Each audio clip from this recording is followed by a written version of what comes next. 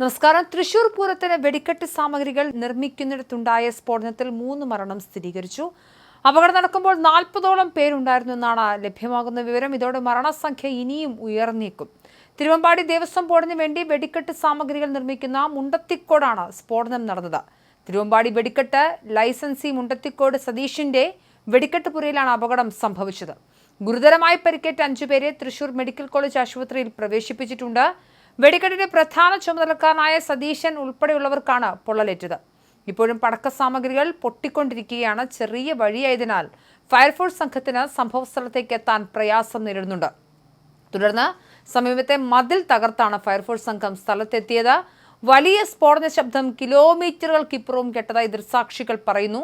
ഇപ്പോഴും സ്ഫോടന ശബ്ദം കേൾക്കുന്നുണ്ട്. ഭൂമി കുലുങ്ങുന്നതിന് തുല്യമായ ഉഗ്രശബ്ദത്തോടെ 2 തവണയാണ് സ്ഫോടനം ഉണ്ടായത്. ആദ്യഘട്ടത്തിൽ പൂരത്തിലെ വെടിക്കെട്ടിനുള്ള മരുന്നുകൾ സൂക്ഷിച്ചിരുന്ന സ്ഥലത്താണ് അപകടം സംഭവിച്ചിരിക്കുന്നത്. പ്രദേശവാസികൾ ഒന്നടങ്കം സ്ഥലത്തേക്ക് ഓടിയെത്തിയെങ്കിലും ഇപ്പോഴും പടക്കങ്ങൾ പൊട്ടിക്കൊണ്ടിരിക്കുന്നതിനാൽ ആർക്കും അടുക്കാൻ പോലും കഴിയാത്ത അവസ്ഥയാണുള്ളത്. എന്തായാലും ഭീകരമാണ് കാര്യങ്ങൾ. തൃശൂർ പൂരത്തിനായുള്ള സാമ്പിൾ വെടിക്കെട്ടിന് വേണ്ടി തയ്യാറാക്കിക്കൊണ്ടിരുന്ന പടക്കങ്ങളാണ്. അതിനുവേണ്ടി നിർമ്മിച്ച പടക്ക നിർമ്മാണശാലയാണ് അഗ്നിബാധയ്ക്കിരയായിരിക്കുന്നത്. വലിയ തോതിലുള്ള സ്ഫോടനം ഉണ്ടായിരിക്കുന്നു. ഭൂമി പോലും കുലുങ്ങിപ്പോയി. വലിയ ദൂരത്തേക്ക് വരെ ശബ്ദം എത്തുന്ന സാഹചര്യം ഉണ്ടായിരുന്നു.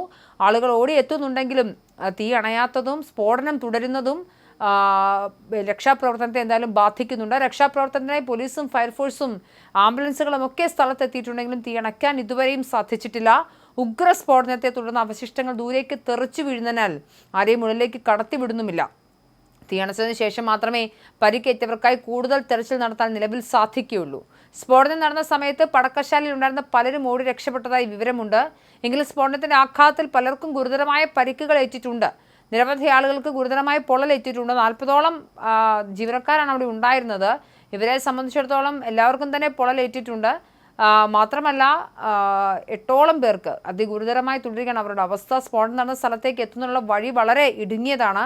ഇതെന്തായാലും ഫയർഫോഴ്സിന്റെ നീക്കങ്ങളെ പ്രതികൂലമായി ബാധിക്കുന്നുണ്ട്. തീ അണയ്ക്കേണ്ടതുണ്ട്. തീ അണച്ചതിന് ശേഷം മാത്രമാണ് അങ്ങോട്ടേക്ക് അടുക്കാൻ സാധിക്കുകയുള്ളൂ. വീണ്ടും പടക്കങ്ങൾ തുടരെ പൊട്ടുന്ന സാഹചര്യമുണ്ട്. എത്ര കണ്ട് വെടിമരുന്ന് ഈ പുരയിൽ ഉണ്ടായിരുന്നു, ഇനിയും അവശേഷിക്കുന്നുണ്ടോ തുടങ്ങിയ കാര്യങ്ങൾ അറിയേണ്ടതുണ്ട്.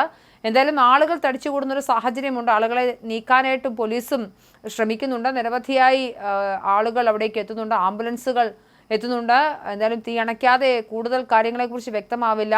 എന്താണ് അപകട കാരണം ഉണ്ടായത്, അല്ലെങ്കിൽ ഏത് തരത്തിലാണ് ഈ സ്ഫോടനം ഉണ്ടായത് കാര്യത്തിലൊക്കെ അന്വേഷണം നടക്കേണ്ടതുണ്ട്.